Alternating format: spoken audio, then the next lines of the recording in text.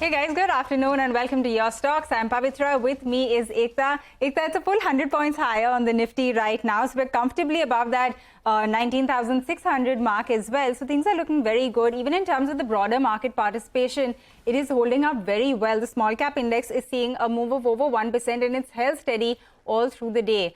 Another point is that, earlier in the day, we hit a 52-week high on the Nifty IT index. And even as that has sort of pulled back from those levels, you have the banks which have really stepped up, right? Specifically after HDFC Bank signing. So near 300-point up move on the Nifty Bank. Hi, Pavitra. Absolutely. During halftime report, when we were anchoring the show earlier, the Bank Nifty was absolutely flat. And post the HDFC Bank numbers towards the close, towards 1 o'clock odd, is when we started seeing a move up. And now you can see that HDFC Bank is in fact at the high point of the day. It is the top gain on the Nifty as we speak, up around one of the top gainers at least as we speak. So up around close to around 2% for that particular stock. But we have participation which is coming in across sectors. So Wipro is seeing follow-on buying. That stock has now gained around 7% this month itself. It's up around 3% at this point in time. Dr. Reddy's, which is up around 2.6%. Reliance Industries, which has gained a whopping 9 or 10% on a month-to-date basis. So there is participation across sectors which is coming through in today's trading session, but definitely a turn of sentiment in the financials. Joining us this afternoon, we have Shahina Mukadam on the fundamentals. We have Kush Bohra joining in on the technicals. Kush as well as Shahina, hi, welcome to the show. Well, let's start with the first question. We have Rana GK, who writes to us from Mumbai. He holds 150 shares of Castrol, which is bought at around 383.5 rupees per share, and GSPL, which is bought at around 300, and 150 shares of ONGC, which is bought at around 160. Long-term investor wants to know what to do with his portfolio and how it should be reviewed going forward. So, Shahina, let's start with you. It's two mid-cap stocks, one frontline stock. What would you recommend? Well, see, all the three stocks have decent balance sheets, so there is no issue for the very long-term investor. At the same time, in my view, if he wants his portfolio to perform or outperform the overall market over the next 1 year, he would do better to switch from all three. Now, brief reasoning, ONGC, as we know, there is likely to be some impact on profits given that the government is again, raising funds from them by taxing their, high profits. GSPL is going through some issues for the current year with their fertilizer prices as well as some of their chemical product prices actually being subdued. So current year FY24 likely to see subdued performance, and Castrol, of course, very strong balance sheet, but at the same time it's likely to be a market performer in my view in the next 1 year. So I would prefer that the investor switches from all three. He could look at other stocks, some which are doing well, like for example Tata Power, ITC, Z, which is again started to show some momentum, Reddington. So there are a lot of stocks in other sectors which are likely to outperform in my view. Okay, got that. That's very helpful. Kush, coming to you on the same three stocks as well. Take us through your call and how are these looking on the charts? Well, some of them, encouraging, not all of them. Certainly, Castrol is something that, he may have to exit at, at a bit of a loss.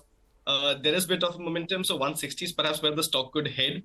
So that's when, he could look at exiting. GSPL, again, because of the momentum, 330 is what, is likely, to be seen next couple of days. ONGC, I would say, of the three, is one that, he can hold on to even for, the long-term prospect. About 190 to 210 is where the stock could head. But I would suggest on rise, Castrol and GSPL are the ones that you should exit. Okay, got that. Let's get into our next query as well. We have Nidhin Raju who writes in from Bengaluru. He holds 100 shares of Vinati Organics, which he says was an IPO allotment at 10 rupees a share. He's a long-term investor and wants to know whether to hold or sell. So he's clearly been holding this one for a very long time. First of all, you have to give it to the patience of an investor to really keep the faith for that long and to hold on to a stock like this. Shahina, from here on, I don't know how much longer he's willing to hold, but just your call on this stock. Well, see, he's asking us specifically whether he can book some 50% of his profits at current levels. Currently, in my view, yes, he can book 50% of his profits. He's gotten, of course, at very, very good levels. And basically, the sector is now not so much in the limelight. We are seeing some selling, profit booking in the overall sector.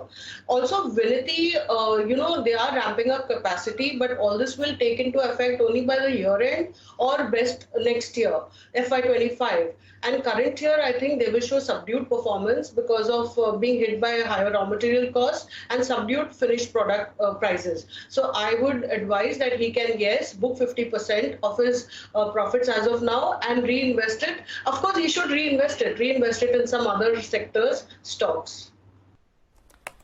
Okay, all right, Kush, what would your recommendation be on Vinati? Well, more strategic than technical. This is why we invest in equity markets, isn't it?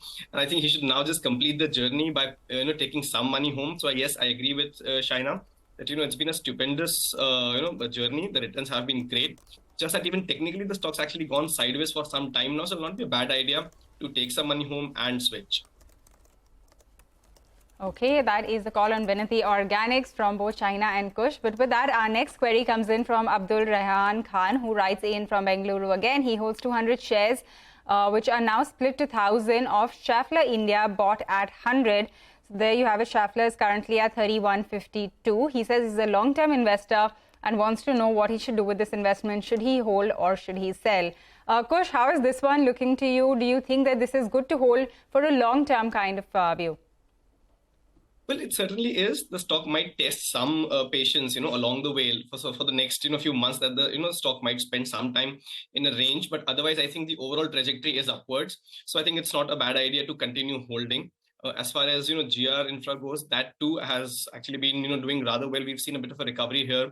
Again, a little sluggish off late, but nothing to suggest that he should perhaps exist. So a hold on both of them. Okay, all right. Well, a hold on both of them. Let's get to another query now. We have Vikash Deshmukh, who writes to us from Satara, Maharashtra. He holds 100 shares of GR Infra projects, which he's purchased at around 1,400 rupees. He's a long-term investor sitting on a loss at this point in time and wants to know what to do, whether or not he should hold or continue hold his positions in this particular stock, GR Infra projects, or sell and maybe, reduce his losses. Shahina, what would you recommend? Yeah, for both the stocks, Schaeffler as well as GR Infra, I would suggest that, both are stocks that one can continue to hold at current levels. Schaeffler, of course, is expensive, but, with the strong parent Schaeffler, you have also a very strong balance sheet. The parent holds 75% equity in the company, and they're moving into EV also in a big way. So I think, the stock can continue to give very good performance over the long term. So it's a continue to hold. And GR Infra projects is getting very good order. The order book is, multiple times its revenue. It's starting to do better. Balance sheet is strong. It can execute its projects in hand pretty well. So I would continue to, hold both. That is my recommendation to the investor. Okay, got that.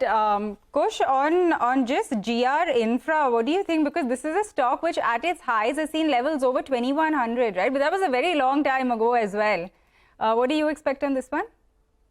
I think I clubbed the two queries and answered this one previously, but a similar view, the stock actually has seen a very sharp rebound from those 950, 960 odd levels, and the kind of momentum that we are seeing built up. I won't be surprised that, it does actually go back to about 1,500, 1,650 odd levels, in the coming months. So I would suggest a hold on GR Infra as well.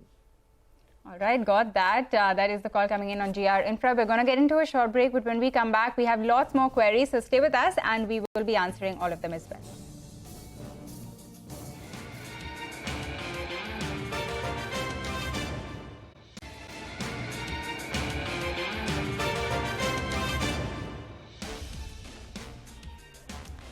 Welcome back. Well, it's definitely a recovery in the financials, but you can't keep your eyes off a couple of these mid caps which are seeing a lot of volume and price action in today's trading session. So Vodafone Idea, yes, it's around a 7 rupees stock, but nonetheless, it's seeing a large amount of volume traction today, and the stock is up around 4% Separately, we have Yes Bank, which comes out with its numbers on Saturday, is gaining. So that stock too is seeing a large amount of volumes. That stock is up around 1.5%. Z Entertainment is up around 6%. PNB from the financial space is seeing a lot of volume traction today. And Federal Bank, after the dip post its numbers, is seeing traction, continued traction from the next day onwards. So that stock has gained, for example, 4% this month and is up around 2% in today's trading session as well. So a lot happening within the entire financial space, and a couple of these media stocks as well as telecom stocks doing well in today's trading session as well. Well, we still have with us Shahina Mukadam on the fundamentals and Kush Bohra on the technicals to answer all of your stock queries. Well, let's get to another query then. We have Geeta Sharma, who writes to us from New Delhi. She holds 5 shares of Alchemine Allies, which is bought at around 3291, sitting on a bit of a loss there. 150 shares of Bajaj Hindustan from the sugar space, which is bought at around 17 rupees, and 100 shares of Hathway, which is bought at around 23 rupees. Medium-term investor wants to know what to do and how this portfolio should be reviewed going forward. Well, Shahina, what would you recommend 3 mid-cap stocks and sitting on a loss on a couple of them? See, on Hathway, I would say that the investor can continue holding. While it is not done that well in the last quarter, I think being part of the Reliance group, the stock had corrected a lot, when the merger with Network 18 was called off a year back. At the same time, I think things are improving. There's a lot of demand for the cable business, and with a strong promoter, I think one can continue holding that stock. So Hathway is a hold. Alkyl Amines, the balance sheet is very strong, and but I think one can switch from here because the sector is not that much in demand as of now, because it is showing pressure on margins. Also, the overall revenue likely to be subdued. The growth. There is some sort of subdued demand in growth for chemicals. So I think one can switch from alkyl amines if one is a medium-term investor. Bajaj Hindustan also, I think one need not be in the sugar industry in an election year. So, and it's also making losses. So he can exit both of them in my view. Okay, got that. Shahina, thanks for taking us through your pick on all 3 of these. Kush, coming to you, how do you look at alkyl amines, Bajaj Hindustan and Hathway Cables? Also, if you would like to suggest any sort of replacement to these stocks, please go ahead. Sure. One thing, I would not have had some of these stocks in my portfolio, to be honest and upfront. But if we begin with alkyl amines, again, the stock has been a bit of a downturn. No real signs of recovery. So my suggestion would be, as painstaking as it is, it's an exit. The signs of recovery aren't really there. As far as Bajaj Hindustan goes, well, again, not one of our favorite picks. But the good thing is that he's gotten at a very strong, at a very good entry price, which is 17, and that's where the stock has really taken off from. So my suggestion would be now hold on to this one with your buying price as your trailing stop loss, or maybe just under that. Now, if I draw a downward sloping trend line, above 18 is where the stock would really gather some momentum. And only for that reason, from a technical perspective, I would suggest a hold on Bajaj Hindustan. As far as Hathway goes, similar, the stock has been in a bit of a downturn, but seems to be recovering. So hold on to this one. Here, my stop loss, or trailing stop loss rather, would be 14. I would hold for targets of 18 and 23, which happens to be his buying price. Now, as far as, a fresh, entry goes, there are a couple of stocks that, you can look into. One of them is KPIT Tech. I know the stock has been doing phenomenally well already, but I won't be surprised to see an upward momentum in the stock from here on as well. The second stock is ESAB India. Again, this stock has been doing very well, has already gone, already has seen a bit of a breakout, but the momentum continues. And with the kind of market support, don't be surprised to see much higher levels on this. So both these stocks is something that I would put my money into. Okay, all right. Well, let's get to another question now. We have Ravi, who writes to us from Rajasthan, holds 50 shares of Aurobindo Pharma, which is bought at around 520. So that's from the pharmaceutical space, sitting on a profit there. And 20 shares of Kotak Mahindra Bank, which is bought at around 1650 odd rupees, sitting on a profit there as well. Long-term investor and wants to know what to do, whether or not he should liquidate his positions and take some profits off the table. Well, Kush, what would you recommend on the technicals of both these stocks, Aurobindo as well as Kotak? So Aurobindo has seen a very smart recovery, nothing to warrant an exit just yet. And given that his, the time horizon is long term, I wouldn't be surprised to see about 850, 950 kind of levels on this one. So continue to hold Aurobindo Pharma. No worries there at all.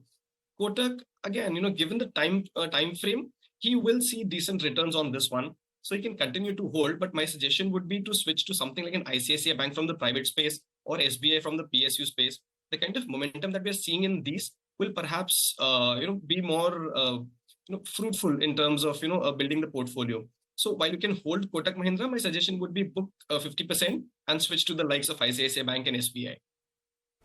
Okay, got that. Shahina, what do you think of both of these, Aurobindo and Kotak Mahindra? And, since we are talking about banks, what do you think of HDFC Bank also? Because the numbers did come out just a short while ago today.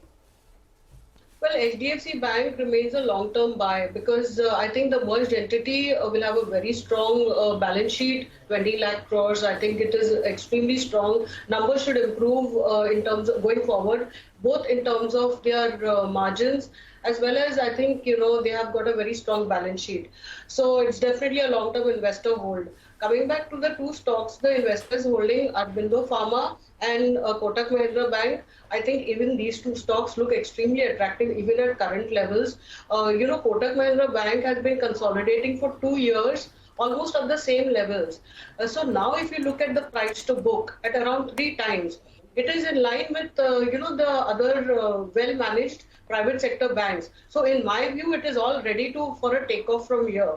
So Kotak Mahindra looks good. Aurobindo Pharma, the valuations are extremely attractive. It's at about 14 times 1 year forward. And Andhra Pradesh plant that was inspected by US FDA has, of course, as Ekta has already commented on, has actually received its EIR report. So I think in terms of balance sheet also, extremely strong balance sheet. So I would continue holding both these stocks for decent returns over the next 1 year. Okay, got that. We are going to try to squeeze in one more query and, get your views on that. This one comes in on RBL Bank. We have Roy who writes in from Kerala. He has 26 shares of RBL Bank. She bought it at a very good price at 92. The stock is currently over 220 rupees as well. He's a long-term investor and he wants to know whether to hold or sell. Kush, this has been one of the banking stocks that has seen a big rally. If I take a look at the 1 year chart, I think it's up 150% or so. How much upside is there? That is the question. Well, it's been a rank underperformer for some time. And, the kind of breakouts that we are seeing now are very encouraging because these are volume-backed up moves. Given that, also, I would suggest that, he's sitting on a very smart profit here. There are a couple of other names also in the banking space, which could do well sustainably. So my suggestion would be, while you should continue to hold on to, RBL Bank for targets of, 250 and 275, I would suggest take some profit home purely because the momentum is actually far too strong. You could see the stock actually dip a little. So it will not be a bad idea to take some money home and switch into some of the other names in the banking space. What would those other names be? So, like I just mentioned, SBI in the PSU space and ICICI Bank in the private space. Okay. All right. So RBL Bank does come out with its numbers along with a whole host of other banks at the end of this week. But we do have another query now. We have Sai Sethu Reddy who writes to us from Tirupati. He would like to invest in KPIT Technologies, seeks advice on it and maybe on the entire IT space as well. Shahina, well, that seems to be a dark horse which is emerging this time round. Brushing aside all of the concerns with regards to artificial intelligence, what it could do in terms of the long-term implications. What is your recommendation in terms of, the specific stock in question as well as the IT space if someone wants to enter at these levels? I think the overall IT space is coming back on the investors list, after a long period of not being there. So one can start picking into the IT large cap stocks. I believe with a long-term investor horizon, they can give decent return. KPIT, Kush has mentioned that it is one of his top picks. I mean, it is good, but at the same time, valuations, if you look at it and compare it with the other mid-cap IT stocks, it's extremely expensive. The rally has been one way up. So as of now, I mean, I would prefer buying it on dips. There are things that are going right for the stock fundamentally, but at the same time, I would wait for dips to buy this stock. In fact, current levels, if I'm talking of mid caps, I think something like a Birla Soft, Sensar, both which had corrected a lot, have started giving better momentum, and both are fundamentally strong stocks.